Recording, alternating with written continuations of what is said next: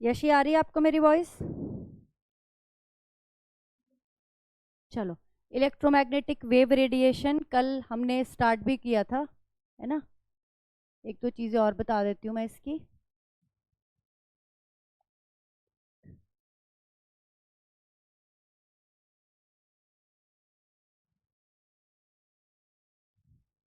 आपने कल ये पढ़ा था इलेक्ट्रोमैग्नेटिक वेव रेडिएशन, इसका स्पेक्ट्रम मैंने बताया था क्या होता है ना। याद कर लिया?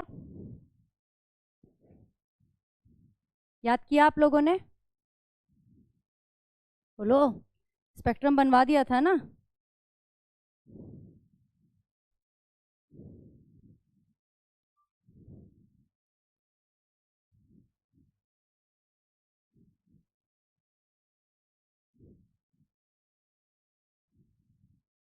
This is the electromagnetic radiation, electromagnetic spectra.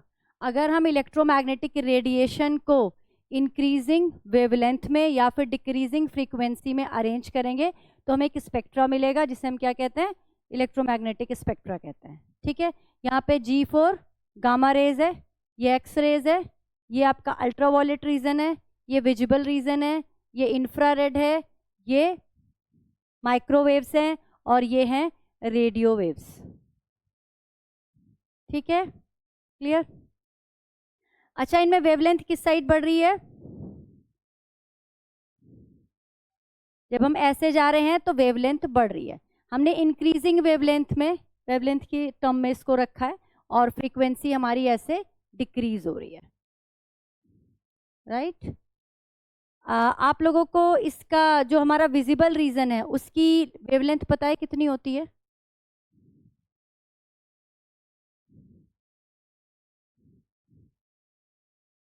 Nanometre में, एंगस्ट्रॉम में भी आप याद कर सकते हो, 4000 से 7800 एंगस्ट्रॉम। ठीक है, ये इसकी वैल्यू होती है। ये वाला जो पोर्शन है विजिबल स्पेक्ट्रा वाला, है ना, विजिबल रीजन वाला, हम इसे ही देखते हैं और इसी को हम ऐसे शो करते हैं विबग्योर, राइट।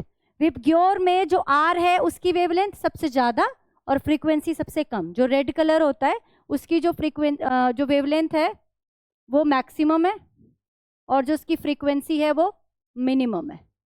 ओके, इसकी लेमडा मिनिमम है और फ्रीक्वेंसी मैक्सिमम है। ये है violet, indigo, blue, green, yellow, orange and red colour, VIBGYOR. ठीक है, ये हमारा इलेक्ट्रोमैग्नेटिक स्पेक्ट्रा है।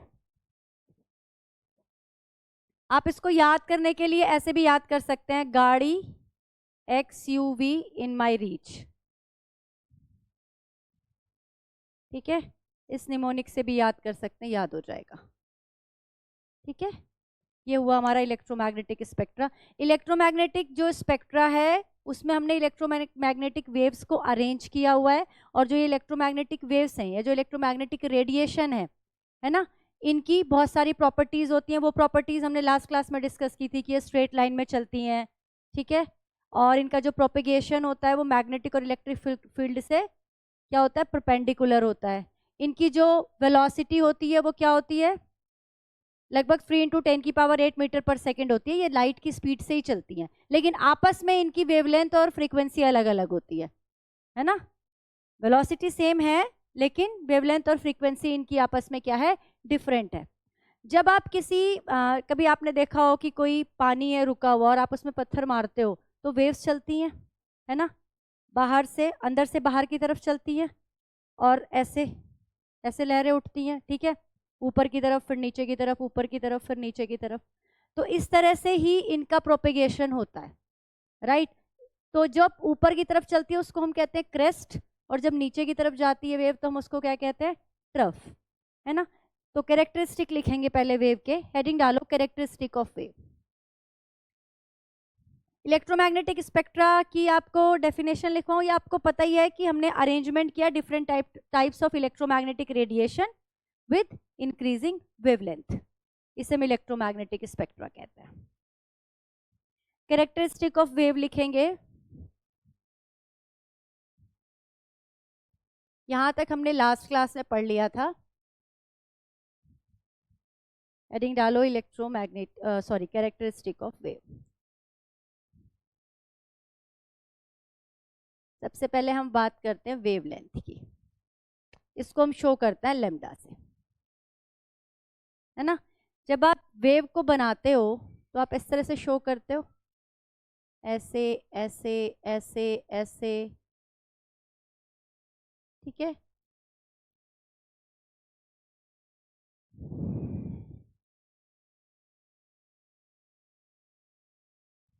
इसको हम क्या कहते हैं? क्रेस्ट। इसको हम क्या कहते हैं? ट्रफ। ये मैक्सिमम डिस्प्लेसमेंट, ये मैक्सिमम डिस्प्लेसमेंट है अपवर्ड साइड, और ये मैक्सिमम डिस्प्लेसमेंट है डाउनवर्ड साइड, ठीक है। फिर ये अपवर्ड साइड मैक्सिमम डिस्प्लेसमेंट, फिर ये मैक्सिमम डिस्प्लेसमेंट डाउनवर्ड साइड। तो जो अपवर्ड साइड मैक्सिमम डिस्प्लेसमेंट होता है उसको हम क्रेस्ट कहते हैं, और जो डाउनवर्ड होता है उसको हम क्या कहते हैं? ट्रफ कहते हैं। और लैम्डा क्या होता है? Consecutive crest. दो कॉन्जिक्यूटिव क्रेस्ट, क्रेस्ट या फिर ट्रफ के बीच का जो डिस्टेंस होता है दैट इज कॉल्ड लैम्डा। तो लिखेंगे द डिस्टेंस बिटवीन, लिखवाओ या भी बना रहे हो? बनाओ।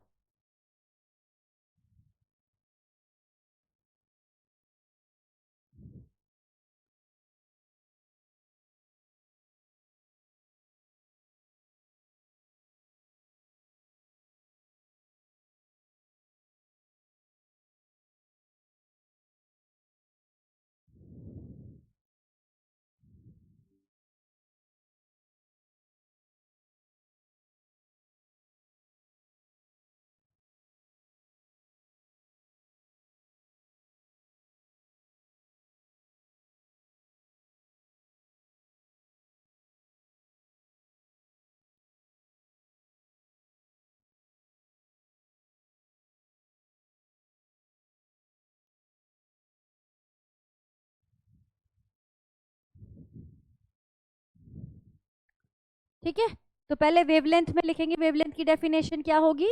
लिखें the distance between any two consecutive crest और trough.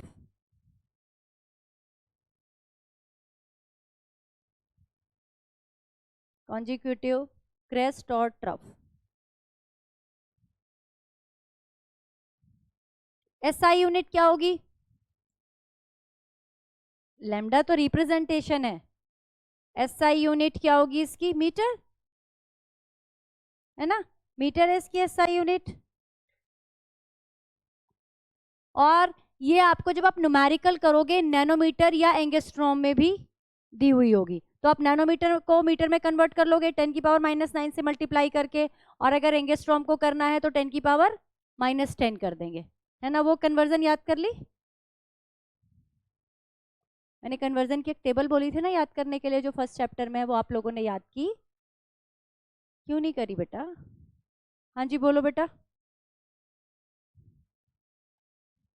1 nanometre is equal to 10 angstrom. कई बार ये कन्वर्जन भी आ जाते हैं, ये भी लिख लो।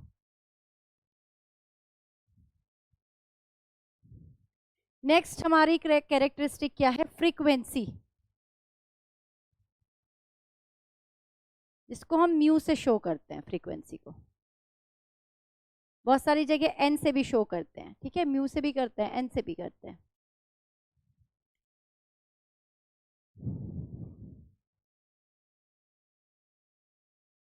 क्या होगी फ्रीक्वेंसी? एक सेकंड में किसी पॉइंट से कितनी नंबर ऑफ वेव्स पास हो रही हैं उसे फ्रीक्वेंसी कहते हैं, ठीक है। तो लिखें number of waves passing through a point in 1 second.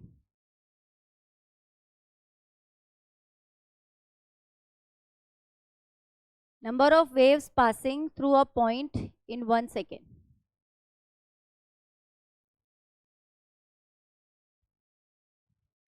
SI unit इसकी क्या होती है? सेकेंड इनवर्स और हर्ट्ज।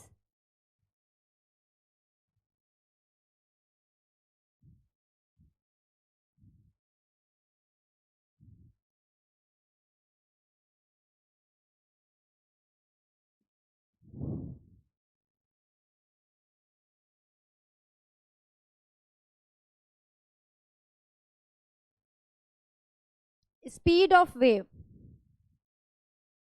थर्ड लिखो स्पीड ऑफ वेव, v से शो करते हैं। अच्छा, इस v में और म्यू में डिफरेंस है, एक जैसा मत बना लेना। ये म्यू और v में डिफरेंस पता है ना आपको?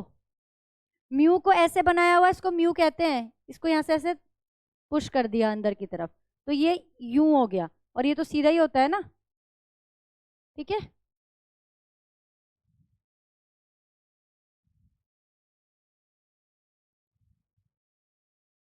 तो लिखे इसमें the distance travelled by wave in 1 second, the distance travelled by wave in 1 second is called velocity of wave या speed of wave।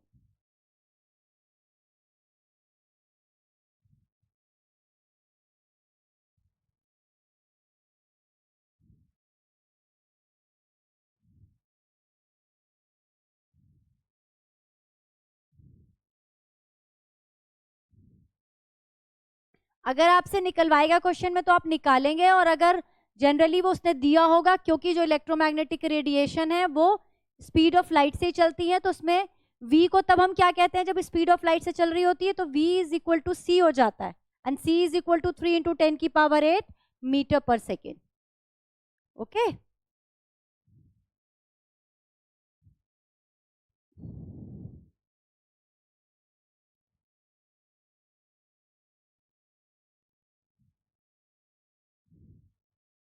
Next characteristic है एम्पलीट्यूड।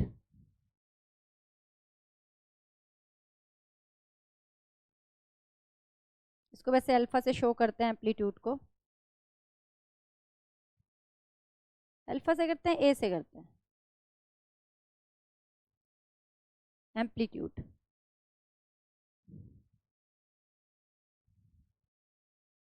एम्पलीट्यूड क्या होता है? ये जो वेव है ना, इसमें ये वाला डिस्टेंस या फिर ये वाला डिस्टेंस, हाइट ऑफ क्रेस्ट या फिर हाइट ऑफ ट्रफ, मैक्सिमम कितनी दूर तक कोई वेव गई, कितना उसने मैक्सिमम डिस्टेंस यहाँ पे मैक्सिमम पॉइंट तक ये पहुंचा है कोई वेव, है ना, इसको हम कहते हैं एम्पलीट्यूड।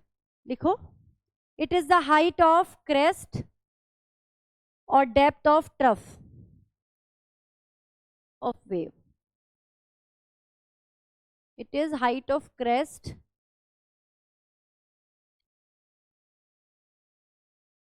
और depth of trough of wave.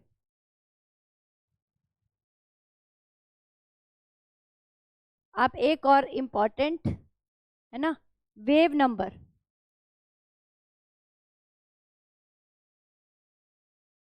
Wave number को म्यू बार से शो करते हैं बेटा। ये जो आपने फ्रीक्वेंसी वाला म्यू बनाया था ना, इसमें जैसे ऐसा लगता है ना, इसकी एक वॉल को ऐसे मुक्का मारा हुआ है, अंदर को घुसी हुई है ये म्यू ऐसे, म्यू बार, बार इसको बोलते हैं, म्यू के ऊपर ये लाइन लगी होती है, इसको बोलते हैं म्यू बार, ठीक है। म्यू बार से या फिर 1/λ से शो करते हैं। Mu bar is equal to होता है 1/λ, और लैम्डा की यूनिट क्या थी वेवलेंथ की? मीटर, है ना, तो इसकी क्या हो जाएगी, मीटर इनवर्स या फिर सेंटीमीटर इनवर्स। ओके, डेफिनेशन भी लिख लो वेव नंबर, इसकी वेव नंबर की, नंबर ऑफ वेवलेंथ पर सेंटीमीटर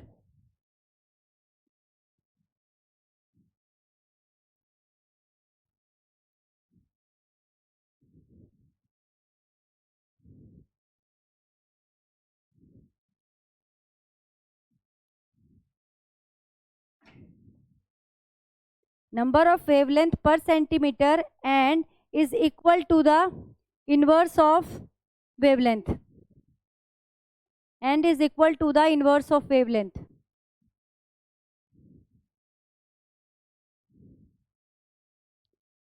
तो ये हमने कैरेक्टरिस्टिक्स पढ़ी, कुछ वेव की कैरेक्टरिस्टिक्स, और इनके ऊपर इनको यूज करके कुछ न्यूमेरिकल मैं आपको कराऊंगी प्रैक्टिस, वो करेंगे। अच्छा, एक रिलेशन लिख लें स्पीड ऑफ वेव में फ्रीक्वेंसी में, और वेवलेंथ में, that is v is equal to mu lambda. आपको एन लेमडा भी लिखा हुआ मिल सकता है, क्योंकि मैंने अभी आपको क्या बताया, फ्रीक्वेंसी को स्मॉल एन से भी शो करते हैं और म्यू से भी शो करते हैं। कुछ बुक्स म्यू से शो करती हैं, मुझे लगता है एनसीईआरटी ने एन से शो किया हुआ है। ठीक है, v is equal to N lambda.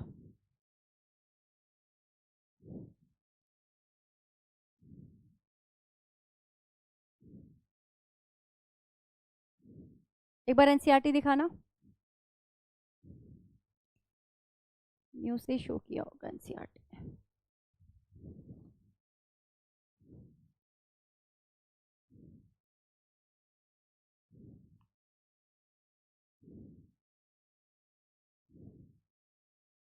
Mu, ठीक है, एनसीईआरटी म्यू से शो कर रही है तो आप म्यू से ही लिखें। बस डिफरेंस याद रखेंगे, ये म्यू है और ये वी है। सिंबल का ध्यान रखेंगे। चलो कुछ क्वेश्चन करते हैं।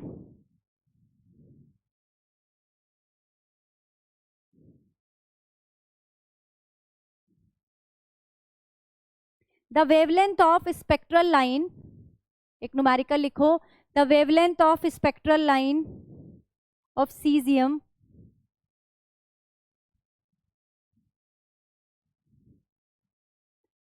the wavelength of spectral line of cesium is 460 nm,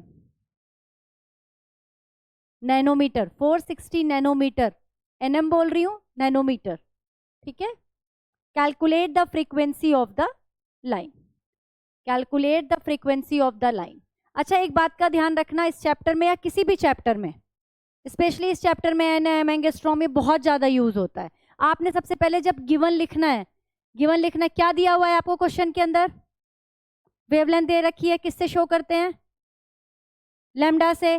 तो आप lambda is equal to 460 nm लिखोगे यहीं पे, और यहीं पे इसको कन्वर्ट भी कर दोगे। समझ आ रही है बात, कन्वर्जन स्टार्टिंग में ही करना है, फिर फॉर्मूला लिखना है, फिर वैल्यू पुट करनी है। जब यहीं पे ही रखने की आदत डालोगे बेटा, तो फिर कभी भी ना भूलोगे नहीं कन्वर्ट करना। राइट, चलो स्टार्ट करो जल्दी से। हाँ जी, calculate the frequency of the line, calculate the frequency of the line. हाँ जी, स्पेक्ट्रल लाइन है ना।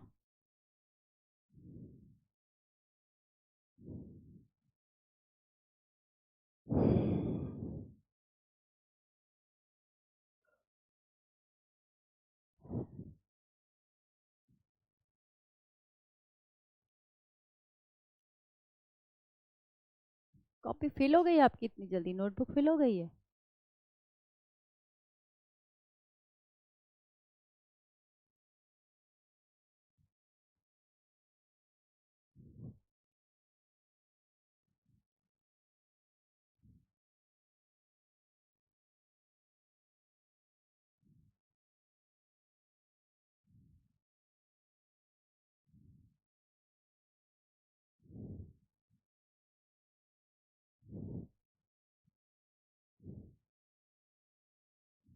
करेक्ट, करेक्ट है बेटा, ठीक है।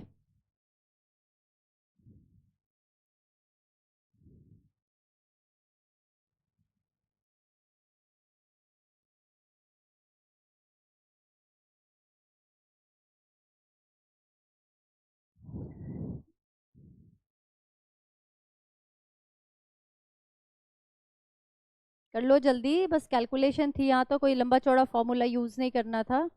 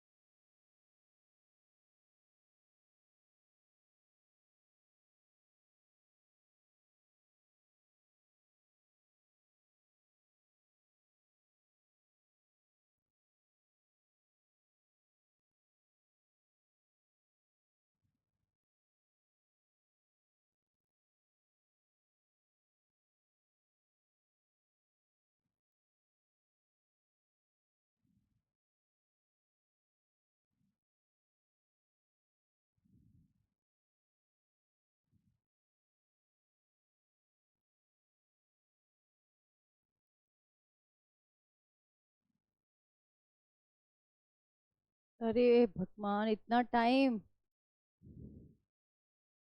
6.5 इंटू, हाँ ठीक है, 10 की पावर 14, यही आया, ठीक है। हाँ, 6.52 इंटू 10 की पावर 14 सेकेंड इनवर्स। हाँ, यूनिट लगानी है बेटा, हर्ट्स भी लगा सकते हो, सेकेंड इनवर्स भी। ओके, आगे चलें या अभी आप लोग कर रहे हो? नहीं आया आंसर? क्यों नहीं आया? क्या फॉर्मूला लगा रही हो?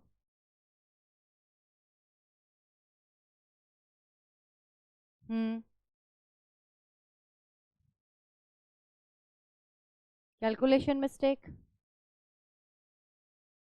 फॉर्मूला तो यही लगेगा, ठीक है। बी की जगह सी लिख लो, एक ही बात है। आपसे म्यू पूछा है, सी अपॉन लेमडा 3 इंटू 10 की पावर 8 अपॉन 460 इंटू 10 की पावर -9, ठीक है। अब इसको आप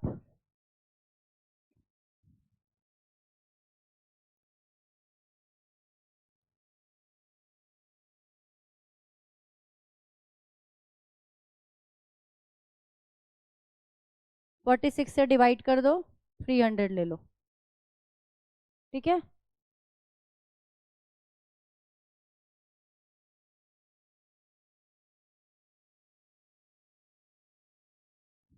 276 आ जाएगा, 6 पॉइंट समथिंग यहाँ पे आ गया आपका, ठीक है। और इसको मैंने 300 लिया है, तो यहाँ से 2 जीरो चले गए, तो ये कितना बचा? 10 की पावर 6।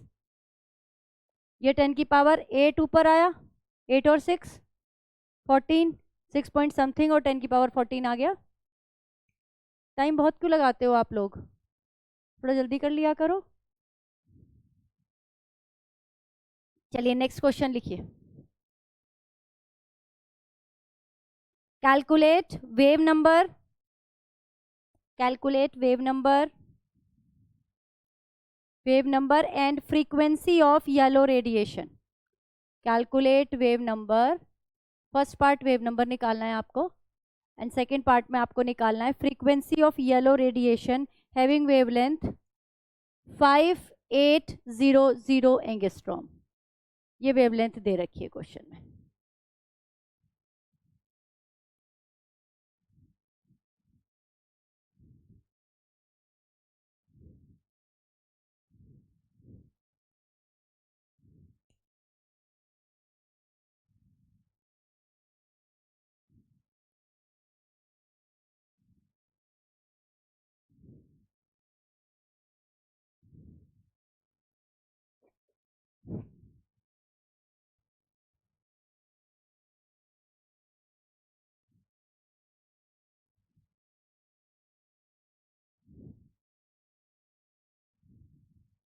यशी कर रहे हो आप क्वेश्चन बेटा?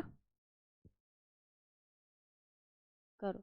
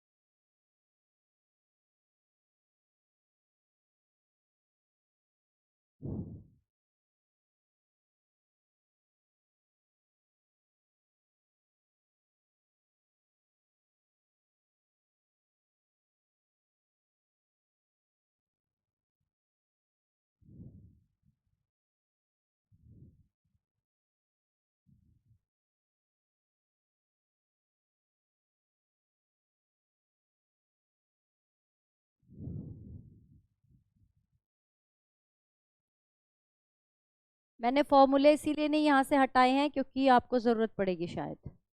वेव नंबर निकालना है पहले, और आपको ऑलरेडी वेवलेंथ गिवन है, तो यार वेव नंबर तो अब तक कैलकुलेट कर लेते। कितना आया बोलो? ऐसे नहीं चाहिए मुझे।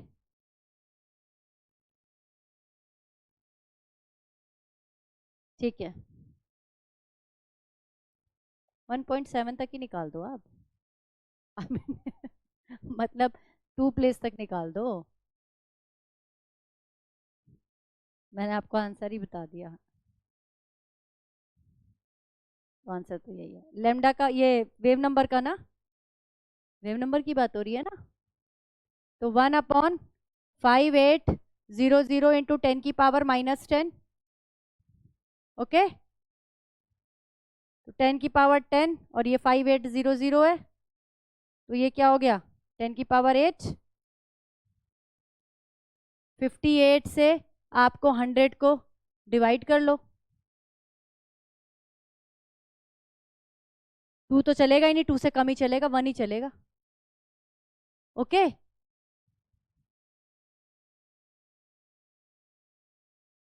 हाँ 10⁻6 तो यहाँ से ही आ गया जब आपने 100 ले लिया, ये 10⁻6 ही बचा है, और ये 1 पॉइंट समथिंग आया है, तो 1.72 इंटू 10⁻6 हो गया।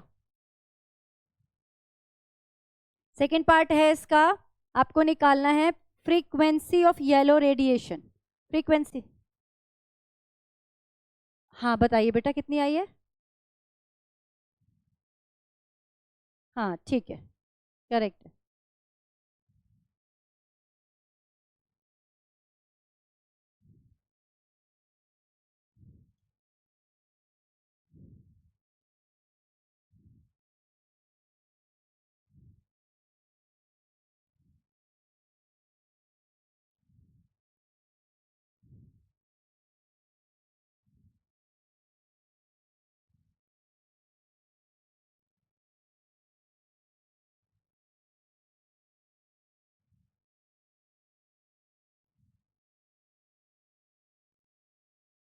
Five point one seven into 10⁻14।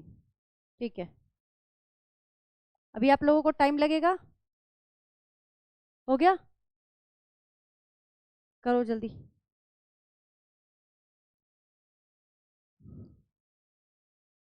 Yeshi मैं एक क्वेश्चन ग्रुप में भेज रही हूँ, तब तक आप ये करो, ये लोग कर रहे हैं अभी तब तक, ठीक है।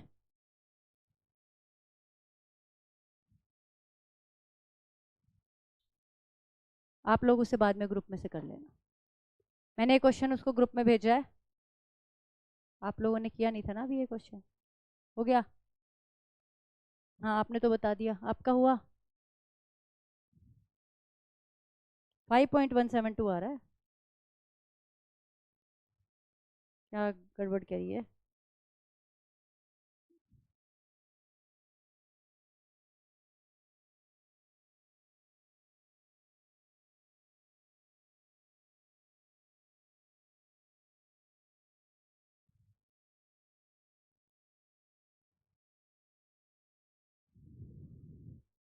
v is equal to N lambda ही लगाया होगा,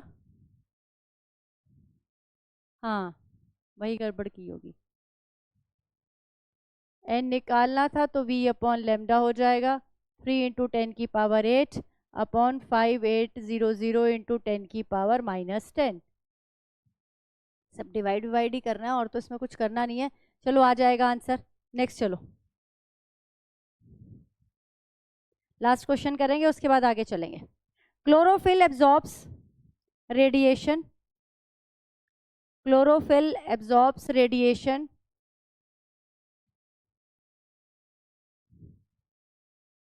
radiation of lambda 700 nm, find the frequency.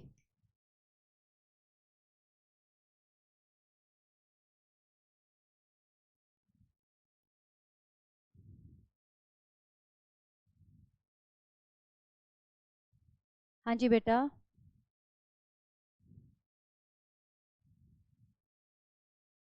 हाँ ठीक है, आपको अब ये क्वेश्चन दिया ना मैंने, आप ये करिए।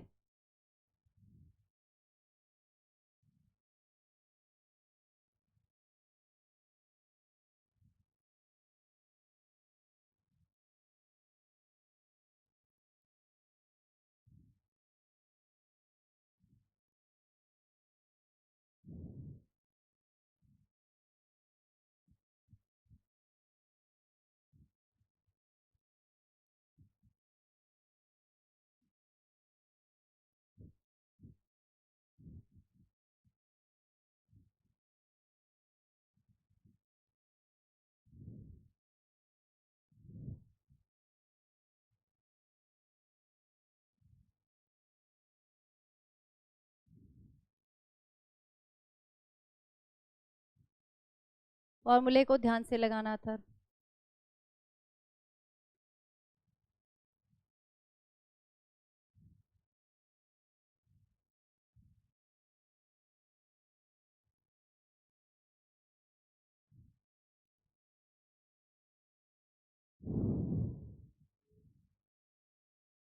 फोर पॉइंट इंटू 10⁻14 हर्ट्स, ठीक है, हर्ट्स या फिर सेकेंड इनवर्स।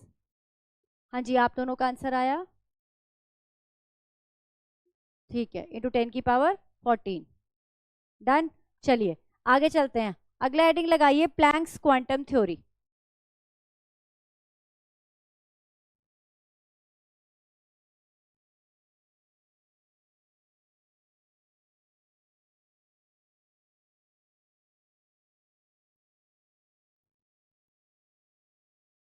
तो बोर का जो मॉडल था उससे पहले ये सारी डेवलपमेंट हुई थी, इन सबको भी फिर ध्यान में रख के ही बोर ने अपना मॉडल दिया था। तो प्लैंक्स क्वांटम थ्योरी क्या थी? तो जितनी भी मैग्नेटिक इलेक्ट्रोमैग्नेटिक रेडिएशंस हैं उनसे आपको क्या मिल रही है? एनर्जी मिल रही है। भाई जब आप विंटर्स होती है तो आप धूप में बैठते हैं ना, उससे एनर्जी लेने के लिए, राइट। तो जो इलेक्ट्रोमैग्नेटिक रेडिएशन है क्या है? उनसे हमें एनर्जी मिल रही है। तो एनर्जी कैसे आ रही है? छोटे छोटे पैकेट्स के फॉर्म में आ रही है, ऐसा प्लैंक ने बताया। प्लैंक ने कहा कि जो एनर्जी है वो किस फॉर्म में आ रही है? पैकेट्स के फॉर्म में आ रही है। उन पैकेट्स को हम क्या कहते हैं? क्वांटा। उनको हम क्या कहते हैं? क्वांटा कहते हैं, ठीक है। अगर एक पैकेट को क्वांटा कहते हैं, जब इसका प्लूरल यूज करते हैं हम तो इसको क्वांटम कहते हैं, राइट। अगर हम ये बात करें लाइट के केस में, जो लाइट एनर्जी है, ठीक है, वहां पे हम इसको क्या कहते हैं? क्वांटा की जगह फोटोन। फोटोन। जब हम पूरे ईएमआर की बात करते हैं, इलेक्ट्रोमैग्नेटिक रेडिएशन की बात करते हैं, तो हम कहते हैं कि एनर्जी आ रही है क्वांटा की फॉर्म में। जब हम सिर्फ लाइट एनर्जी की बात कर रहे होते हैं तब हम उसको क्या कहते हैं? फोटोन, ठीक है, राइट। इतनी बात आ गई समझ में? तो उसने यही बोला था, तो आप लिख low energy travel in the form of small packets, energy travel in the form of small packets called quanta.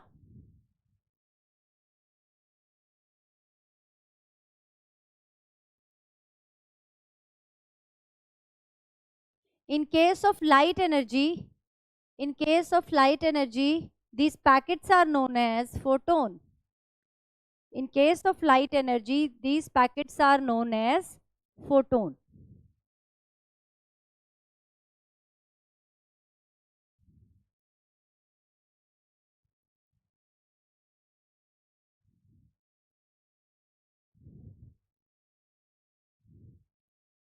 अब जो ये पैकेट हैं इनमें जो एनर्जी है उसकी हमें एनर्जी निकालनी है, ठीक है।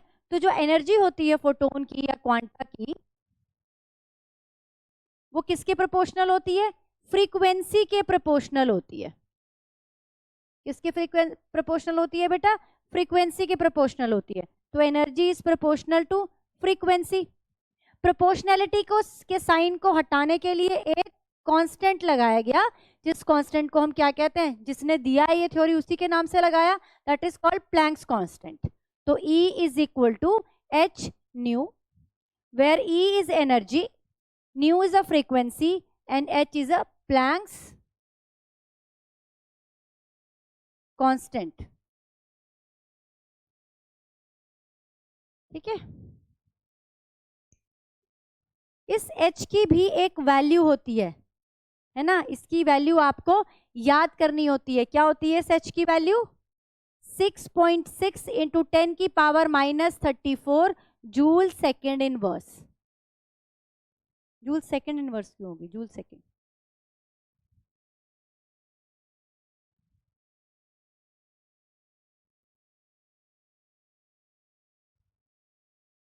फ्रीक्वेंसी की यूनिट सेकेंड इनवर्स होती है ना, हाँ, तो ये 1 उसमें जाएगा तो ये सेकेंड ही रह जाएगी, ठीक है। 6.6 इंटू 10⁻−34 जूल सेकेंड, ये आपको याद रखनी है h की वैल्यू। नहीं, हम इससे ही क्वेश्चन निकाल लेते हैं, पूरा तो 6.626 है, तो बट हम इससे निकाल लेते हैं 6.6 इंटू 10⁻−34।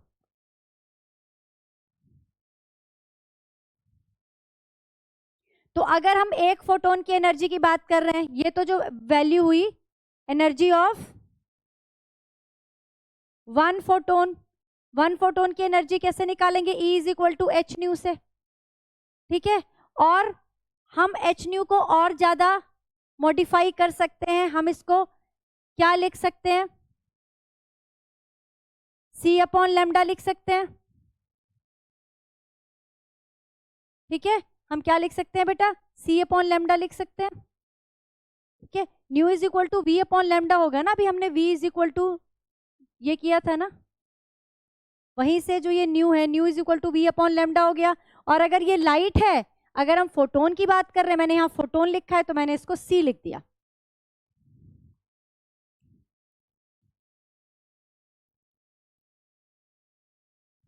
ठीक है। ये बात आ गई समझ में? Clear? E is equal to H C upon lambda, एक फोटोन की अगर आपको एनर्जी निकालनी है। आगे यहां तक नोट हो गया? अगर वहां पे n नंबर ऑफ फोटोन हो तब क्या फॉर्मूला होगा? तब हम क्या करेंगे? एक फोटोन की इतनी है तो n की क्या हो जाएगी? n into H C upon lambda. तो n फोटोन की अगर आपको निकालनी है तो E इज इक्वल टू हो जाएगा n H C upon lambda. और n क्या है? यहां पर इंटीजर है, इसकी वैल्यू 1 2 3 एंड सो ऑन होती है। जो टोटल एनर्जी एमिटेड और एब्जॉर्ब्ड होती है बाय अ बॉडी, वो हम कैसे कैलकुलेट करते हैं? That is integral multiple of H C upon lambda. ये टोटल एनर्जी निकाली आपने, है ना। ये एक फोटोन की एनर्जी थी, ये टोटल एनर्जी जो या तो एब्जॉर्ब हुई है किसी बॉडी के द्वारा या रेडिएट हुई है। और एन की वैल्यू क्या होगी? इंटीजर होगी।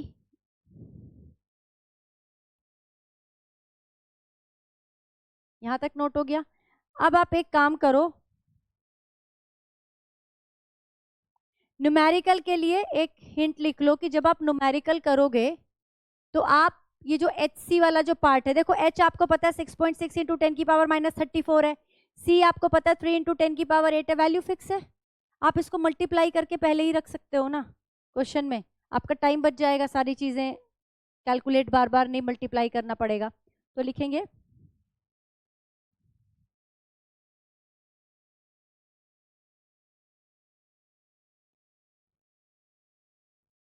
अगर आपको एनएम में दे रखा हो वेवलेंथ और आपको इलेक्ट्रॉन वोल्ट में एनर्जी निकालनी हो तो आप एचसी को 1240 लिख लेते हो,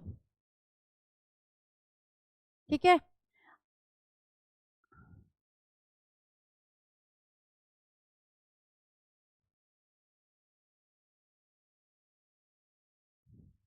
ये फास्ट कैलकुलेशन में काम आता है आपके, कि अगर आपको इलेक्ट्रॉन वोल्ट में एनर्जी निकालनी है, ये दोनों चीजें तभी यूज होंगी जब हम इलेक्ट्रॉन वोल्ट में एनर्जी निकालेंगे। यार ऐसे इलेक्ट्रॉन वोल्ट में निकालनी है और लेमडा आपको एनएम में दे रखा है तो आप 1240 याद कर लो। अगर आपको एनर्जी इलेक्ट्रॉन वोल्ट में ही निकालनी है और आपको वेवलेंथ किस में दे रखी है? लेमडा लिखा हुआ है मैंने, एंगस्ट्रॉम में, एंगस्ट्रॉम में दे रखी है, ठीक है। सबने लेमडा लिख लिया था एंगस्ट्रॉम में दे रखी है तो आपको 12400 लेना है। अब आपको मान लो आपने क्या किया, आपने ईवी में वैल्यू निकाल ली क्योंकि आपको इजी लग रही थी कैलकुलेशन। अब ईवी को जूल में कन्वर्ट करना है क्योंकि आपको आंसर में तो जूल में पूछा है। तब आप क्या करोगे? इलेक्ट्रॉन वोल्ट को जूल में कैसे कन्वर्ट करोगे?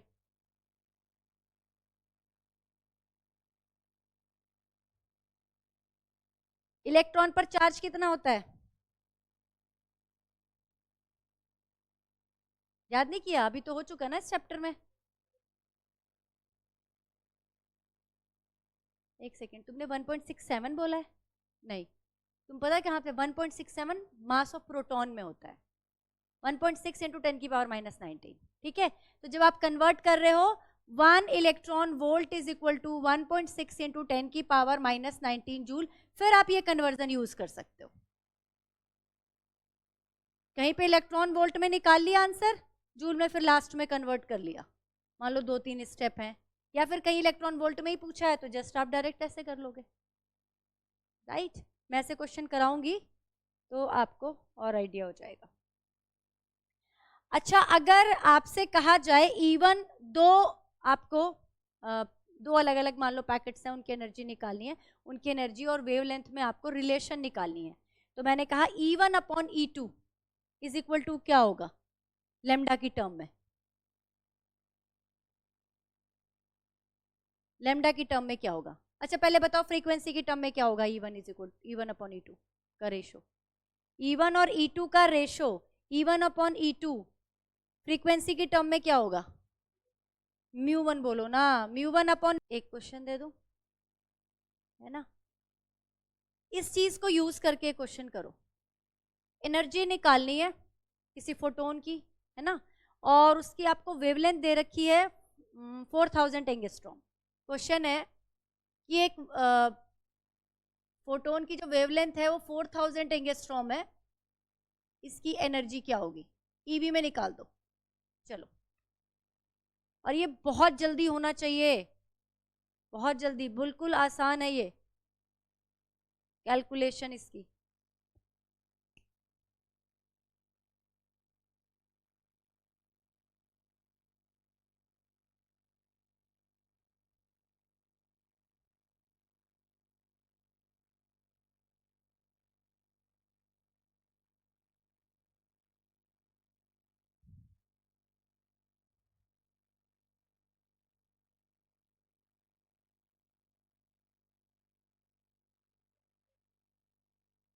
थ्री पॉइंट वन, आगे क्या कह रहे हो? आगे क्यों नैनोमीटर क्यों लगा रहे हो? बस, और नैनोमीटर क्यों लगा रहे हो जब आपकी वेवलेंथ तो एंगस्ट्रॉम में है? क्या आंसर आपका आया कि नहीं आया? इतना टाइम कैसे लग रहा है? अगर आपको इतना टाइम अभी भी लगना है फिर क्या फायदा हुआ? अब आपको क्या देखना है? लेमडा किसमें है? वेवलेंथ एंगस्ट्रॉम में, तो एंगस्ट्रॉम वाला लगाना, यानी कि 12400 डिवाइडेड बाई 4000, 40 से 124 2 से कट कर दो,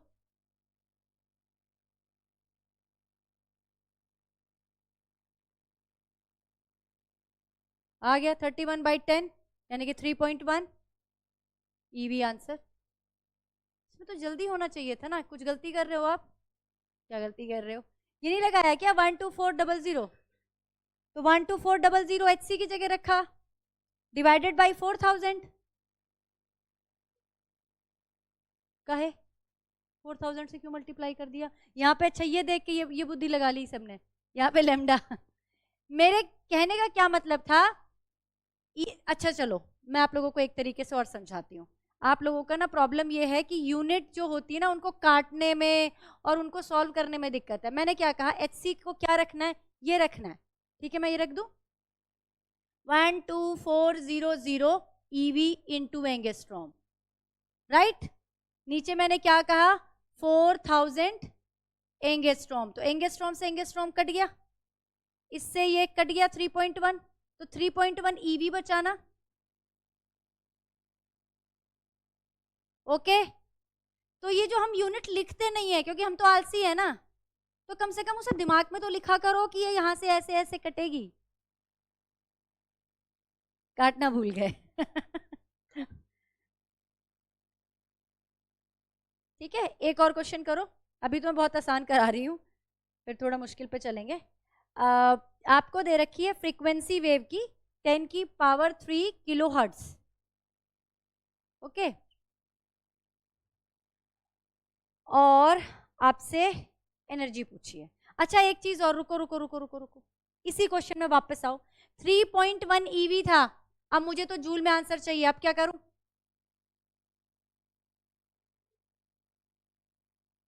हाँ तो वो भी करना है, फटाफट आंसर बताना है, खाली 1.6 करके नहीं छोड़ना, ठीक है। आगे जूल आ जाएगा, जूल में करना है तो क्या हो जाएगा 3.1 इंटू 1.6 इंटू 10⁻⁻19 जूल। चलो ये हमें फ्रीक्वेंसी दे रखी है, H बताना है, ओ सॉरी क्या यार, E बताना है। अब यहाँ पे लेमडा की बात तो हो नहीं रही है, तो सीधा आप चलो जूल में निकाल दो।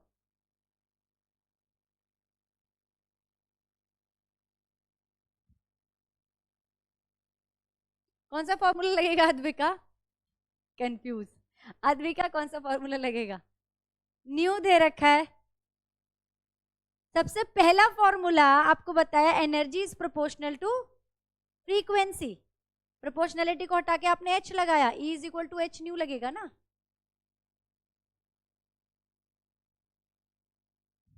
कैलकुलेशन का ही बस खेल है, थोड़ा सा कैलकुलेशन पे फोकस करो। आप लोगों को लगता है कि हम तो बायो वाले हैं, या बायो वाले हम इसीलिए बने क्योंकि हमारी कैलकुलेशन अच्छी नहीं है।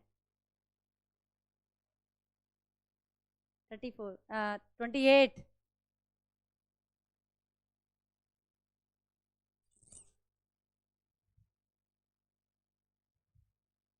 हाँ 10 की पावर -28 आएगा। किसको? हाँ तो क्यों नहीं करेंगे चेंज? आपको जब किलो हर्ट्स दे रखा है तो इसको हर्ट्स में तो चेंज करोगे ही ना, कन्वर्जन इसी जगह पर खत्म करनी है। ये 10 की पावर 3 है तो क्या हो जाएगा किंजल? हाँ 10 की पावर 6 करके लिखा था आपने, गुड। 10 की पावर 6 हर्ट्स, ये दोनों अपना बिना चेंज करे ही। चलो कैलकुलेशन फास्ट ही नहीं करनी, कैलकुलेशन सही भी तो करनी है ना, और जरा फास्ट भी करनी है। फास्ट तो है नहीं अभी भी तुम लोगों की, और उसका रीजन क्या है? क्योंकि टेबल ढंग से याद नहीं है। सबसे ज्यादा गलती क्या करते हो? जब डिवाइड करना होता है ना, उसमें इतने घंटे लगाते हो। मान लो मैंने आपको कह दिया कि 50 से 400 को डिवाइड करो, तो उसमें या 398 को डिवाइड करो, बहुत टाइम लगाओगे। धीरे धीरे करते हो, यहाँ पे सबसे ज्यादा टाइम यहाँ लगता है आप लोगों का, लगता है ना यहीं पे। मल्टीप्लीकेशन फिर भी फास्ट करते हो, डिवीजन धीरे करते हो, और टेबल ही उसका रीजन है, क्योंकि टेबल्स तो याद ही नहीं है। अगर 10 तक भी टेबल्स याद होंगे अच्छे से, बहुत अच्छे से, तो भी आपकी कैलकुलेशन फास्ट हो जाएगी। वैसे तो आपको टेबल 20 तक याद करना है,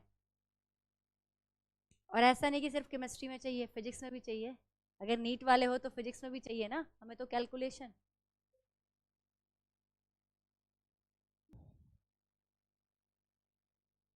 देखो, calculate the energy of 1 mole of photon.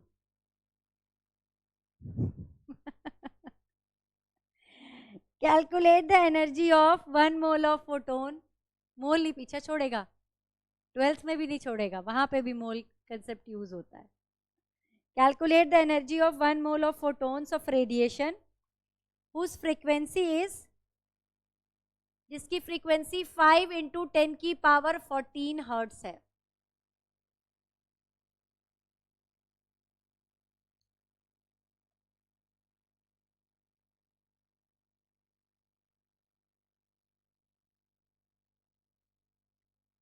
एक बात याद रखना, मैंने आपको नोटबुक में एक चीज लिखवाई है, energy of 1 photon is equal to E is equal to H nu H C upon lambda.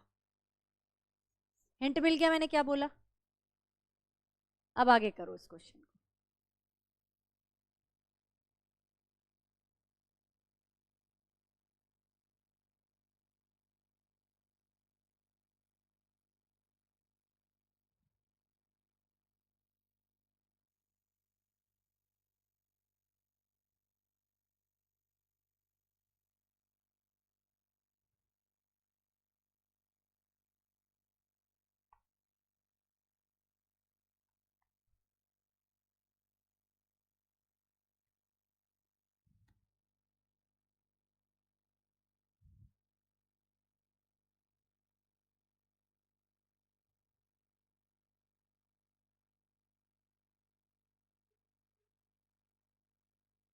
Abacus, ये आंसर आया फाइनल। अपना करते रहो। हाँ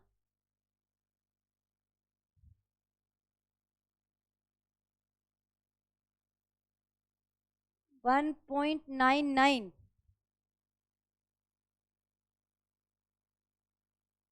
wait wait wait wait, 199.51 kilo joule आ रहा है इसका, यानी कि 199.51 इंटू 10 की पावर 3 आ रहा है। ठीक है ना? हाँ सेम, ठीक है ठीक है ठीक है बेटा।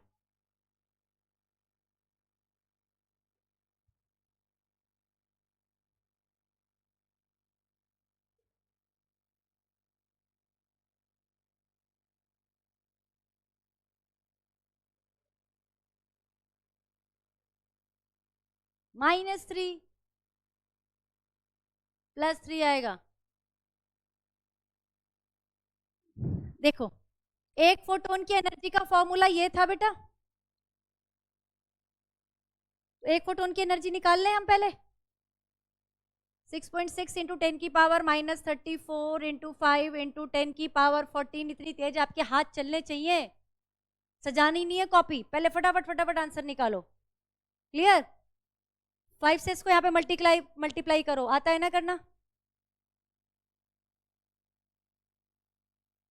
ये आ गया, ये कितना बचा? 14 इसमें से माइनस गया, ये आ रहा है क्या बच्चों? ये आ गई एक फोटोन की एनर्जी। और कितने की पूछी है? 1 मोल की पूछी है। 1 फोटोन की इतनी है। 1 मोल में कितने पार्टिकल होते हैं? कितने फोटोन होंगे? उतनों की एनर्जी कितनी होगी उससे मल्टीप्लाई कर देंगे।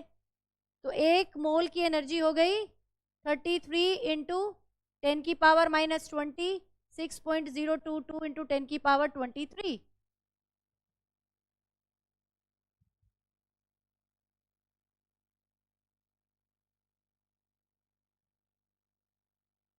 अप्रोक्सीमेट आंसर तो आप ऐसे भी निकाल सकते हो, मतलब आइडिया तो आप ऐसे भी लगा सकते हो, 6 से खाली 33 को मल्टीप्लाई करके और इनको वो कर लो। मतलब आपकी स्पीड इतनी तेज उस लेवल पे जानी चाहिए, राइट? बहुत स्लो नहीं चलना है, जितना तेज पेन चलाओगे उतना अच्छा है। चलो एक और अच्छा सा क्वेश्चन करो। डन बच्चे, हो गया आप लोगों का भी? How many photons of light, ये एनसीईआरटी के क्वेश्चन करा रही हूं मैं, ठीक है? एनसीईआरटी के भी है ये, आपके हो जाएंगे। How many photons of light with a wavelength of 4000 picometre,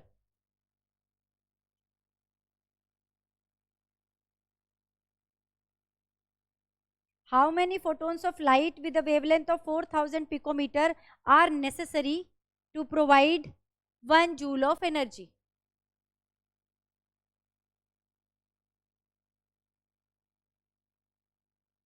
तो क्या पूछ रहा है यहां पे आपसे? n।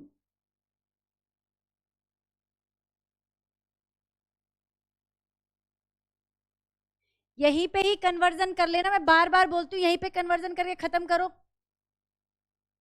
पिकोमीटर में क्या लगेगा? 10 की पावर -12।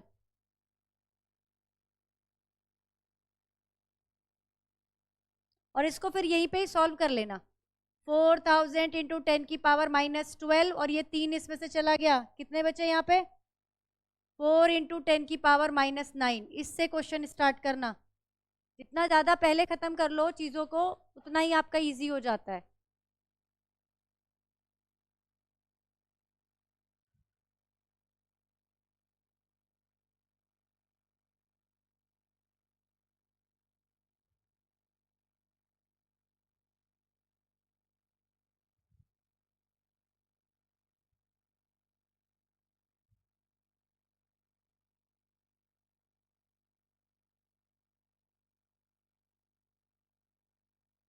हम यहाँ पे 2 तरीके से इस क्वेश्चन को कर सकते हैं कि हम 1 फोटोन की एनर्जी निकाल लें, है ना, और फिर टोटल एनर्जी को 1 फोटोन की एनर्जी से डिवाइड कर दें, नंबर ऑफ फोटोन आ जाएंगे। नहीं तो जो मैंने आपको एक फॉर्मूला बता दिया, तो हम क्यों 2 बार जाएं, हम इसी से ना निकाल लें, हम इसी से निकाल लेना NHc/λ। ये 1 जूल हो गया, एन आपको निकालना है, एच आपको पता है 6.6 इंटू 10 की पावर -34, 3 इंटू 10 की पावर 8, लेमडा है आपका 4000, 4 इंटू 10 की पावर -9। 1240 से कर सकते हो, ईवी में आएगा, फिर जूल में कन्वर्ट बाद में कर लेना, एक ही बात है। ये देखो 2 से जा रहा है, 2 से चला गया, 3 से डायरेक्ट इसको मल्टीप्लाई करना, कुछ नहीं करना इस क्वेश्चन में। बाद में देखो 1 को तो डिवाइड करना ही पड़ेगा। n इज इक्वल टू क्या हो जाएगा? पहले भी 1 इज इक्वल टू n, ये आएगा 9.9 इंटू 10 की पावर, ये ऊपर गया प्लस का हो गया, ये हो गया 17, 34 में से 17 गए, 17 ही आ गए ना, 10 की पावर -17, ये आया 9.9 इंटू 10 की power -17। n is equal to क्या हो जाएगा? 1/9.9 इंटू 10 की पावर -17। यार इसका तो 4.9 आ रहा है, कैसे, इसको से सॉल्व करके 4.9 कैसे लेके आ गया?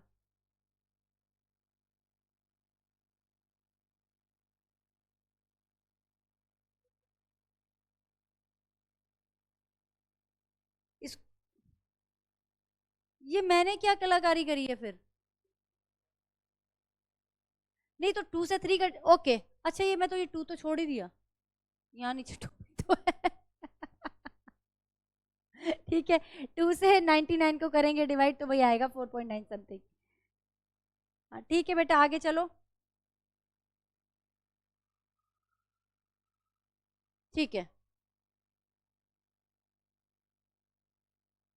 ये आ जाएगा, ये आ गया 4.9 इंटू 10 की पावर माइनस 17, और 1 को डिवाइड करेंगे 4.9 इंटू 10 की पावर माइनस 17 से, इसको ऊपर ले जाओ, ये 10 की पावर 17 हो गया, इसको 100 कर लो, तो ये आ जाएगा 100 को आपने 4.9 से डिवाइड किया, तो जब 100 को किया तो इसमें से 2 जीरो आपने निकाल ली, तो ये कितनी बची हैं? 15 बची हैं।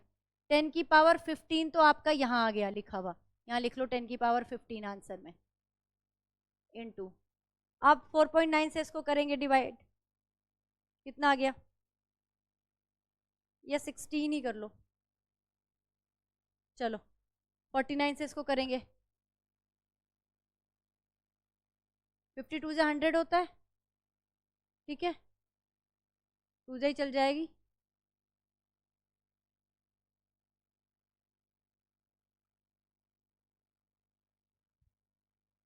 सिक्सटीन आएगा, 4.9 था ये, तेरा कैसे 15 आ रहा है बेटा? देख, ये ऊपर लेके गया 10 की पावर 17, एक जीरो ले ले, इसको 16 छोड़ दे, ये हटा, ये जीरो आ गया,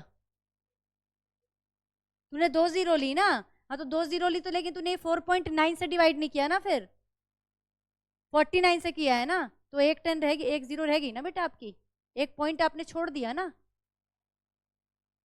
आपने 49 से किया, आपको 4.9 से करना था, तो आपका आंसर आएगा 0.2 समथिंग। समझ आई मेरी बात? आप क्या करो, देखो क्या करो, आप 10 की पावर माइनस 17 को ऊपर ले जाओ, 10 की पावर 17 हो गया, क्लियर है? अब एक जीरो ले ली यहां से, तो ये 10 की पावर 16 लिख दूं और इसको 100 लिख दूं, ये 49 हो गया, अब डिवाइड कर लिया आपने, ठीक है, तो आंसर आ गया 2.4, 10 की पावर 16 एज सच हमने यहाँ रख लिया। बात समझ में आ रही है? अच्छा टाइम हो चुका है, आपके घर से कॉल भी आ रही है,